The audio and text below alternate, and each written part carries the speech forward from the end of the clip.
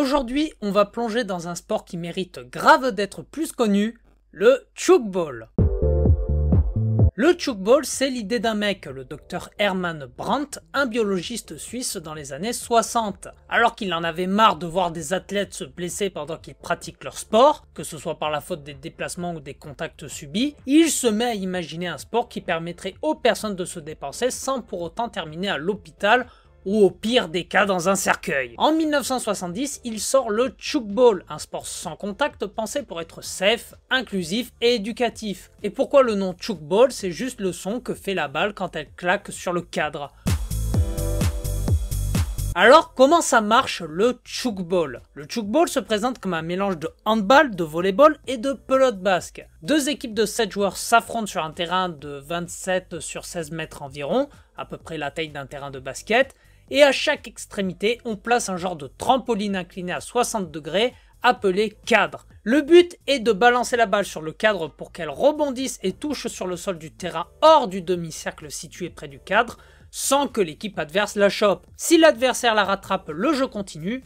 Dans le cas contraire, c'est un point de marqué pour l'équipe attaquante. Mais à ça, il faut rajouter quelques règles spécifiques. Pas de contact physique, si tu touches un adversaire, c'est faute directe. Pas plus de 3 pas pour se déplacer avec la balle. Interdiction de dribbler comme au basket. 3 secondes max pour tenir la balle, sinon c'est turnover. L'équipe a le droit à 3 passes maximum avant de tirer. Interdiction de tirer plus de 3 fois de suite sur le même cadre. Impossible pour l'équipe qui défend de jouer l'interception de la balle. Et si un joueur balance la balle hors du gymnase, genre direct dans les gradins, bah c'est point pour l'autre équipe. C'est un peu comme si un footballeur ou un basketteur marquait contre son camp. N'empêche, il faut être un sacré poissard. Ou bien sacrément con. Le truc cool, c'est que les deux équipes peuvent tirer sur les deux cadres du terrain. Ça veut dire que t'as pas un côté à défendre, mais les deux. Ça demande une stratégie de malade et une anticipation de fou. Genre à ce sport, Messi peut aussi bien se retrouver en attaque qu'en défense, alors que dans son sport, il passe l'exclusivité de son temps sur l'attaque. Bah oui, il faut le comprendre. C'est dur de revenir en défense. Ça demande de courir. C'est sans doute la faute du PSG. À savoir.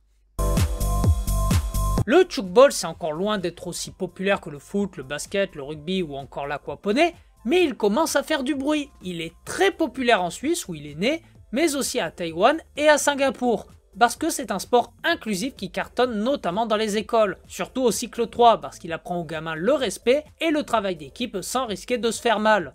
Aujourd'hui, la Fédération internationale de tchoukball, créée en 1971, regroupe 50 fédérations nationales et est en contact avec 46 autres pays. Ça va de l'Europe à l'Asie, en passant par l'Afrique et l'Amérique. Le sport m'a même été présenté au World Games 2009 à Kaohsiung. Yes! J'ai réussi à le dire du premier coup! Niveau club, le tchoukball est bien implanté en Suisse avec des équipes comme les Geneva Dragons ou les Val de Ruz Flyers. On peut compter aussi sur une légère déportation sur les territoires limitrophes allemands, italiens ou français. En Asie, Taïwan et Singapour se partagent les clubs et les championnats les plus compétitifs. Il y a aussi des championnats régionaux et nationaux partout dans le monde, avec des catégories hommes, femmes, juniors et même en fauteuil roulant. Oui, le tchoukball, c'est vraiment pour tout le monde. Les championnats du monde sont organisés tous les 2 ans avec Taïwan qui écrase la concurrence. Petit pays ne veut pas forcément dire petite bille, tandis que les championnats d'Europe sont quant à eux dominés en grande partie par les Suisses et les Italiens. Et c'est quand même étrange que les pros de la simulation soient aussi bons dans un sport sans contact.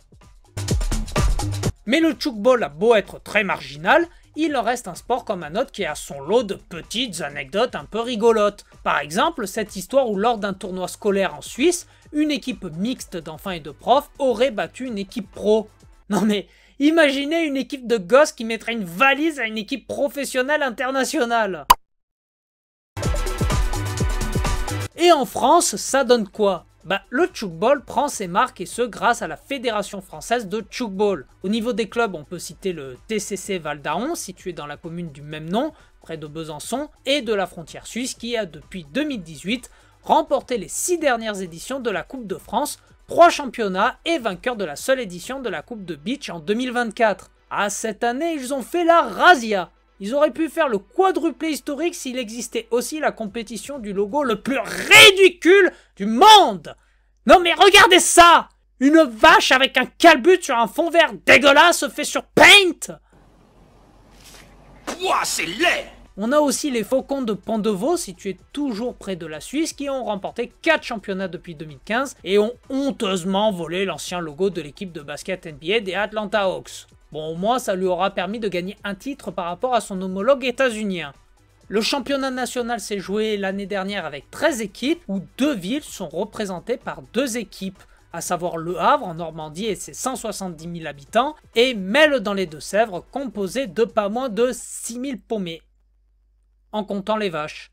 Ah non, mais c'est vrai, les vaches, c'est à Val d'Aron. Si t'as envie de tester, il y a forcément un club près de chez toi. Et si c'est pas le cas, rien ne t'empêche de monter ton propre club et de l'inscrire aux différentes compétitions via le site de la Fédé. Je vous cache pas que l'idée ne me déplaît pas d'en monter un dans ma petite ville varoise.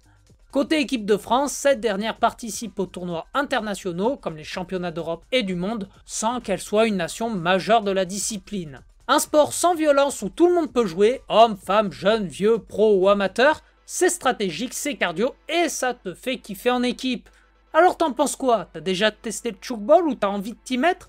Lâche un com, abonne-toi, active la cloche et partage la vidéo pour partager le tchoukball à tes amis.